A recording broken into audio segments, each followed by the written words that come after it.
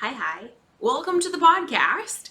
I am recording this for YouTube, so for those of you watching, obviously I'm talking to you via video, but those of you who are listening to me, you're not seeing me, and hopefully you can hear me. I'm trying all these new things out, and if you're watching on YouTube, you can see I have this really fancy microphone.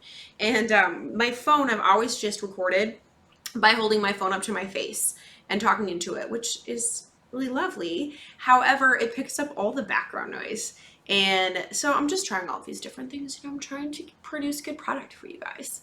I've had so many podcast ideas brewing for a while, and I just have not taken the time to sit down and actually put together podcasts. Lots of stuff have been going on here in my life. It's always kind of a hot fever dream, in the best way. But it's been really, really crazy, and it's been awesome.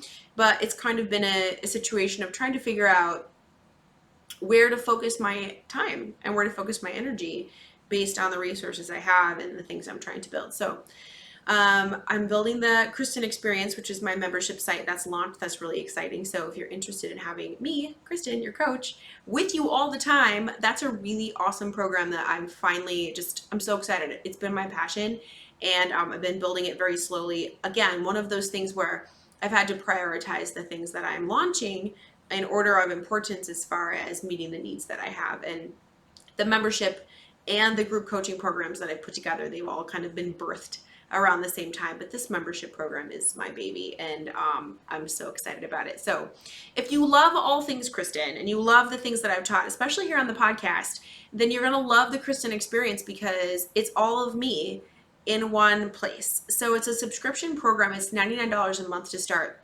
And basically you get a customized nutrition plan. So you're going to send me information, and I'm going to send you your calories and your macros. Then I'm going to teach you about macros, because in my opinion and in my coaching practice and in everything that I do, macronutrient based eating is the way to a body composition and a healthy lifestyle that works.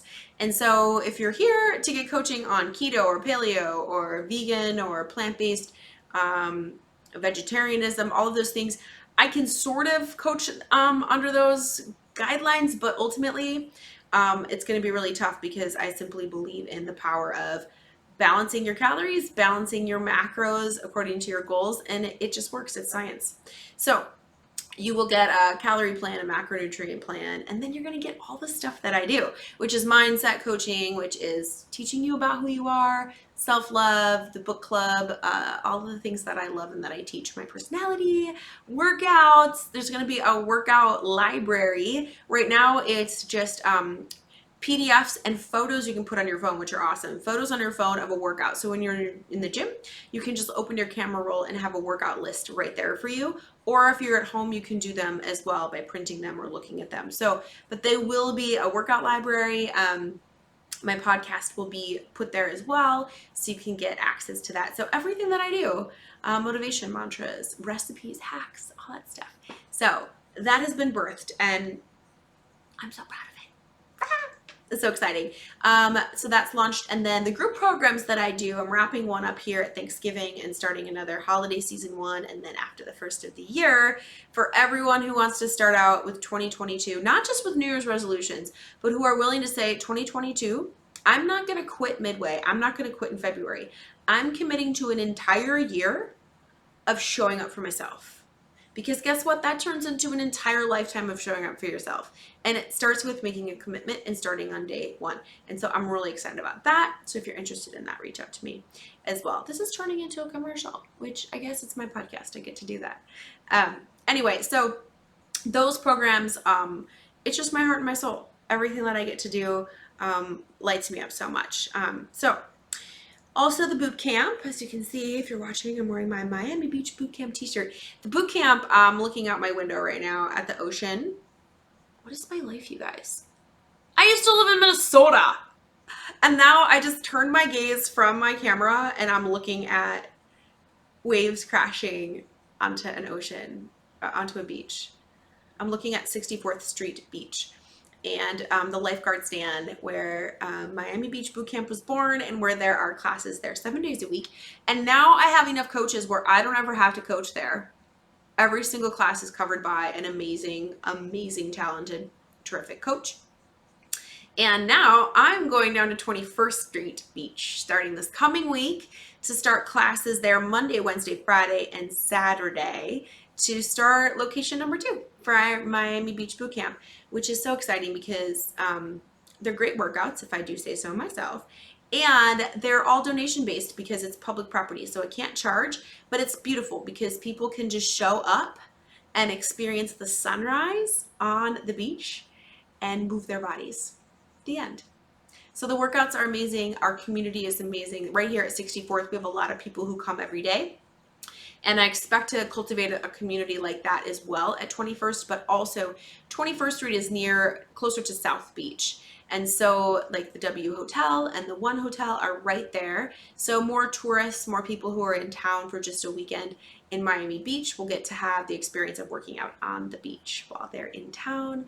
I'm so excited. This is what I've been envisioning for a long time and haven't been able to really execute until I had the right people in place to also run our 64th Street location with our faithful people here. So that's the latest with what's going on in Miami Beach and with the Kristen experience and all the things Kristen. So what I want to talk about today is a very precious topic to me.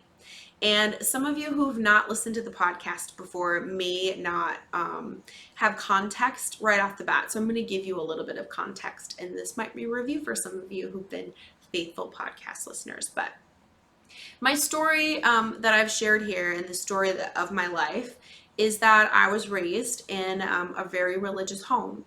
I was raised in a religious cult, and my mother would argue that it's not a cult. In fact, it hurts her feelings when I call it a cult, which I feel bad that hurts her feelings. However, if it hurt her feelings that I called a bird, I would still call the bird a bird. Our church was evangelical, and it was a cult because we were not allowed to leave. If we left, we were excommunicated. There was a very, very strict lifestyle code that everyone adhered to that was basically written by the pastor, although not so much the pastor, but the pastor's wife and daughters. And basically we were not allowed to participate in the world. So we didn't wear pants, we didn't have media, no TV, no magazines, we didn't go to movies, we didn't listen to secular music, and we only associated with the people in the church. So it was a closed system. And when we went out of town, we had to tell the pastor. The pastor knew everything about everybody's life. And basically we were controlled by the pastor. And when God told him something, he brought it to the people, and then that was expected to be adopted by everybody. So that's a cult, especially when if you leave, you're excommunicated. My childhood consisted of different people in our church leaving for various reasons, and then they were bad and labeled as terrible, and I wasn't allowed to speak to them, and they were just basically like ostracized. And so you knew that if you left, you were excommunicated and you lost everything essentially. So that's why it's called cult, because it is. Anyway, so I was raised in this, and my dad is an ordained minister. He went to Bible school, and my parents found Christianity I think right around the time they got married. I'm not sure the timeline, but my parents are very devout, born again Christians, which I don't have any issue with. Never had any issue with that. But they found the church, it was called Gospel Fellowship, shortly after they were married, and raised all of us kids in this church my whole life. And because of that, our household and growing up was very difficult in a lot of different ways. I've often talked to my mom about it since she found this podcast, to say, it was a different experience for you, Mom and Dad, because you found this as adults and you chose it, and you chose to live a life in this cult as adults. That is different than being born into an environment where that is all that you know, and everything that you are hearing in church is presented to you as fact, and you don't know anything else. It's different. And I don't think anyone set out to damage anyone, but it ended up being very damaging, not just to me, but to the entire generation of kids that grew up in that cult church, as it always is, because we weren't taught to think for ourselves. We weren't taught to make decisions. We weren't taught to question. In fact, we were taught it was evil and terrible to question. And so it resulted in a whole bunch of young people, adults who didn't know how to function in the world at all. And it is very damaging. A lot of the people that I grew up with, I don't really know where some of them are, but the stories of their lives are very tragic. Because when you do decide to leave, you have no idea. You know that you want to reject this crazy life that you were raised in, but you don't know then what you do believe, and you don't know how to make decisions or suss anything out because you've never been taught critical thinking. So that just leads to a lot of issues. And so, the story of my life, I met my first husband in college online and married him just to get out of the system of control. Married him and went into another system of control and had a relationship and a life with him that was terrible and abusive and awful. And I blamed a lot of the issues and things that I've had in my life on the cult church. And because my dad was very passive, my mom was the one who really kept us there. My mom was the disciplinarian, the leader in our house, the strong hand.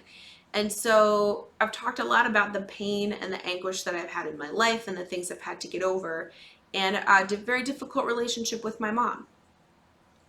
And so what I want to talk about today is the healing and the redemption of that. Because I've talked a lot about my mom in this podcast and the difficulties I've had with my relationship with her. And now my relationship with her is totally different. And there's been massive healing and beauty. And I'm so happy about it. And it just seems like, okay. And when I talk about it a little bit, people say, wait a minute, I've listened to your podcast and what? And I say, yeah, I actually owe it to you who've been listening to hear the trajectory of this healing, because nobody has been more surprised by any of it or blessed or loved or loves it more than me. I'm so excited and so happy about this. So when I moved to Miami a year ago, it was after I had had a difficult period of time after my divorce, my second divorce. And I really felt like my whole family had abandoned me, because they did. They sided with my second husband, who's alcoholic, and I had not told them the details of what was going on.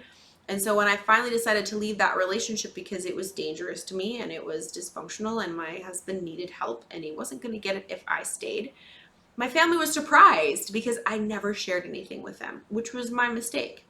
But instead of trusting me, they chose to question me, believe a bunch of BS about me, and support him.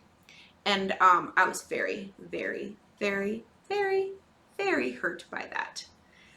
So I closed off and I basically retreated and lived completely. I cut everyone off. I felt betrayed, and I just thought, you know what? I've got to rebuild my life. I got married a second time thinking it was my happy ending. It was my fairy tale. I had no idea that I was devastated. The end of my second marriage was it was heinous. And I've been through some heinous things. But just such a blow to my belief of what my life would be. And so I retreated into my own little world, and I took care of myself, and I cut everybody off, including my family, because I learned the only person who's going to take care of me is me. Anyway, and so it cost me a lot. So I moved down here and fell in love with life here. And when I started building the boot camp, and I was really excited about it, and I shared it with my family, they were not that interested. And it was really hard for me. I had a really hard time. I was like, what do I have to do to get my family to think nicely of me? I lost all of this weight and I changed my life, and I felt like I got heckled by them, and it went from being, that I was overweight and it didn't bother anybody to, oh, Kristen's losing weight, that's great. And then once I started to get really healthy and fitness and my lifestyle became a really big focus, then I was getting ridiculed. And then I left my husband, and it was like, oh, Kristen now is running around and cheating.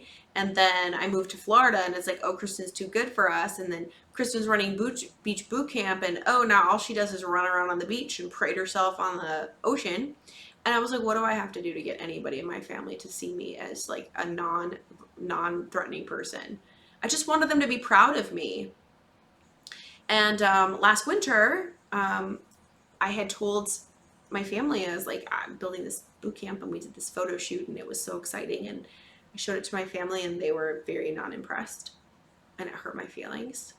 And then I decided to leave my day job and go all in with my coaching business and my boot camp. And I point blank said to my mom on the phone, I said, I'm doing this and I really hope you're proud of me. And she said, is that what you want me to say? And I was crushed. I was devastated. And it wasn't until I talked to my then coach, Mike Bledsoe, who said, do you make yourself proud? And I said, yes, I do. And he said, then that's all that matters, because you can make everybody else proud. And if you don't make yourself proud, it's worthless. And that's what changed everything for me. I stopped trying to get my family to be proud of me, specifically my mom, and just said, no, I make myself proud. I'm going to go do all of this. And I laid that down. And I built my first coaching program called Second Story. And the point of the program was to say, we all have our first story with food. We're passive. The traditions in our home are presented to us with food. Our parents come together and have a family, and they've got their own history with food, their own relationship with food. They bring it to the table, no pun intended. And as we grow up with food, we are passive to our first story with food. Is it used as comfort? Is it used as a bartering tool? Is it used as celebration? Is it used as a coping mechanism? Is food withheld because we're bad? Is food rewarded to us because we're good? That first story dictates often our adult relationship with food. And when we end up with a dysfunctional relationship with food, where we're overeating, or like me, nighttime eating, boredom eating, overeating to 400 pounds, we sit down and say, okay, I want to lose weight. Well, guess what? It's not easy, because we have a lifetime of this relationship with food that we weren't complicit. It happened to us, essentially. But now we write a second story. We get to say, I want a healthier body. I want to feel good in my skin. I want to stop fighting food and feeling food shame. So how do I do that? Well, we have to write a second story with our relationship with food, and we have to be intentional about it.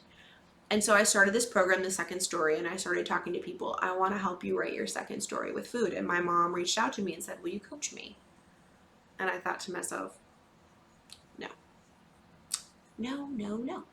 because you're not proud of me, and I'm not having you anywhere near this thing that I'm doing, because I'm really proud of it. And no, that was my first instinct.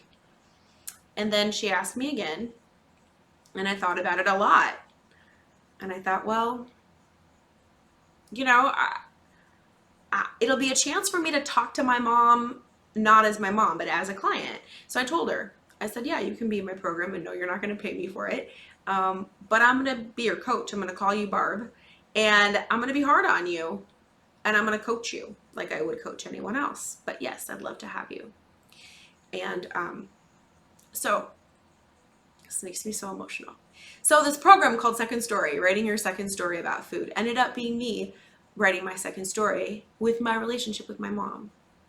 And I didn't expect it. I didn't set out to do it. And it's been one of the greatest gifts of my life, my whole life, which is saying something, because I've got amazing gifts in my life.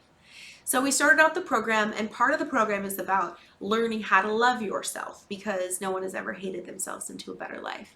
And we really have to learn our power and our identity in order to be able to say, this is hard. I can't do it. Well, yes, I can do it, because I've done this, this, and this. And I have this, this, and this amazing trait, which means I can do anything. When we can connect those things, we really feel empowered, and we can sit through uncomfortable food cravings in moments that otherwise we may have been quitting because we don't have a good reputation with ourselves. So in this first program, I had a weekly call with every single person in my program, including my mom. And so there was this one particular call where I had said, did you do the identity worksheet? Can you tell me some of the good things about yourself?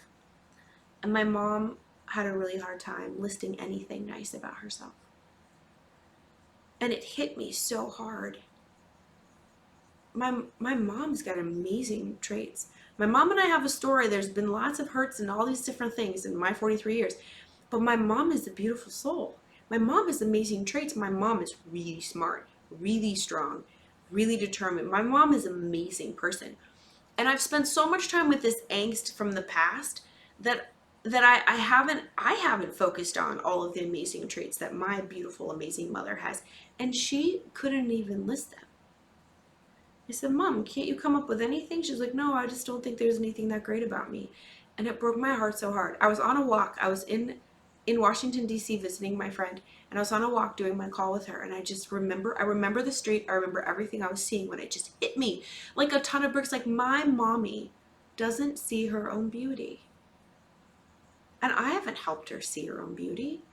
I've been focusing on like the story of hurt and all of this stuff, saying that I want to forgive and postulating that I want to move forward, which I had to the best of my ability. But here's a part of me that I hadn't learned this part yet.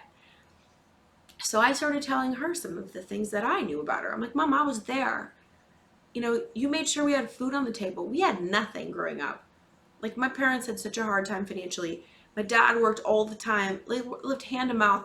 My mom had no shame. She went and stood in line and got us government cheese and powdered eggs and didn't have any shame in doing that. So we had food to eat. She planted our garden, took over the whole backyard. She planted food.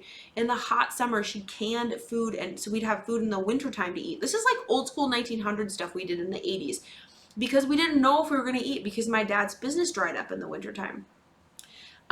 Driving down to Iowa and getting sweet corn and putting it up in the freezer and then canning it all in hot summer days. Just all of this laborious thing. So we had food to eat. And my mom cleaned houses for people that were really, really terrible to her. And then she was the breakfast manager at Hardee's and got up at the 3 in the morning and made biscuits till her fingers cracked. And she homeschooled us, and she took us to, yes, it was cold church, but it was driving super far to get us there because she had a passion and she believed in it. And while I don't believe in it, my mom believed in it and she did the best that she could, and better than most people would do. And the fact that she didn't know that, it broke my heart. And being able to say to my mom the beautiful things that I saw in her, it cracked this little thing in me that I didn't know was hard. And then one of the other assignments was to write a love letter to yourself. Just write something nice to yourself. And she couldn't do it. And it was another moment of just breaking my heart of like, my mommy can't write something nice to herself. Have I ever written anything nice to her? Not enough. And so I really wanted to cultivate more genuine love from my mom. So I started this visualization practice. Because I'm like, all right, I love my mom loves me, but there's all these buts and all of these pains and stories and resentments and all these things. And so I went back in my mind's eye to, okay, when is the moment when my love with my mom and my mom's love with me was the purest? And that was when I was first born, I imagine. Because I think about my son, the moment the doctor put that little baby boy in front of me, I loved him. There's never been more powerful, pure love ever than the moment I looked at my baby. And did my son do anything to deserve that? Had he said a word? No. He didn't have to do anything. He just was. I am Stephen. And he was loved with the most love in the entire universe that was in me instantly. And so I started to close my eyes every day and imagine my mom in a hospital bed and a doctor handing her me, and how she would look at me and the love that was right there. And I would feel it in my heart, and I would feel it, and I feel it right now. And it was so powerful, and it erased all the other stuff, and nothing else mattered. And I would just do that over and over again. So then when I think of my mom, instead of a story or a pain or a guarded feeling, when I think of my mom, my head says, oh, hi, mommy. Like, it's this instant reaction. I've reprogrammed my thoughts about my mom. I've reprogrammed my brain and my heart connection with my mom, because before anything ever happened, before any story was written between my mom and I, mistakes, failures, prides, joys, any of that, there was love. And that love never went away. It's been covered up in the narrative of culture and disappointment and frustration and blah, blah, blah. But that love is there, and it's always been there. And it's powerful, and it's all that matters. It's all that matters. And it's just transformed, it's transformed me, and it's transformed how I look at my mom, how I think about my mom. When I think about my mom, I have nothing but love. The rest of it doesn't matter. The rest of it happened. It doesn't matter. And I do the same thing now with my sister. I think about my sister when my mom saw her for the first time. And I imagine being a spectator and how beautiful that moment was. And my sister and I don't have a relationship right now, and it's really tough. I love my sister so much. I talk about it a lot. But recently, I did a breathwork session with my friend Mandy, and similar to hypnosis, but it's just a breathing pattern that gets your mind to kind of shut down and gets your subconscious to take over. And it brought up these feelings with my sister again of why can't I put my sister into a happy place in my heart? I've managed to do this work with my mom, and I was groaning and sobbing, and I had this image of my mom holding me in the hospital, and my sister, who would have been not quite two, tiptoeing up and kissing me on the cheek. And I felt it, and I felt it so strong. And again, that love. I felt that love. My sister loved me. She didn't know me. She just met me in that moment, and it was love. And the narrative since then doesn't matter. The narrative and all of the mistakes and the failures and the blah, blah, blah, it covers up that moment of just love. And when I came out of that breathwork session, you guys, I felt like there was something on my cheek. I felt like there was a sticker, and it lasted for a couple of weeks where I felt like I kept going like on my face, wiping my face, because I thought there was something on my face because I felt her kiss. And it changed everything. My sister still doesn't call me. She still probably doesn't like me, but it doesn't matter. It doesn't matter. You know what matters? The only thing that matters is love. Love is all there is. It doesn't mean that she likes me. It doesn't mean that I'm going to call her up and ask her over and have a big long chat and nothing ever happened. But when I think about my sister, I just want to think about the love, and I just want to feel the love, and that is what is there, and that is what wins. And it's the greatest feeling. And so for all of these podcasts and all of this stuff that I've talked about with my family and blah, blah, blah, blah, blah, blah, I feel like I've finally reached this point where none of that stuff didn't happen. It all happened. It all affected people. It's not like you say nothing mattered, nothing happened. But now as we move forward in our lives as human beings, the most important thing is that that love that was there from the very beginning never went away. And if I continue to focus on that and live on that and live in that and give that back to them in person and then also in my heart and in my head, when I think of something with my sister that's painful, I go back to that little kiss and say, okay, that's the love. Now how do I feel? Well, yeah, that still isn't great, and I still don't like that, but I love her, and she loves me. She did in that moment. She does. The love doesn't die. Love doesn't die. It doesn't go anywhere. It's the most powerful force ever. It doesn't go anywhere. It still exists. It's still there.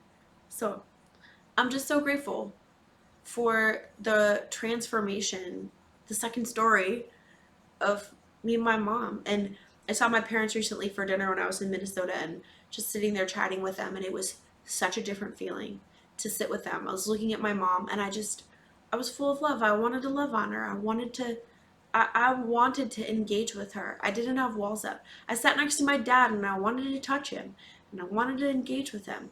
That love was winning all the things. It's powerful. I encourage you to try it. Put yourself into the little baby that you were, into the arms of your mom or your dad the first time they met you, and soak in that feeling. So it's love. That's all there is. That's all that matters. The end.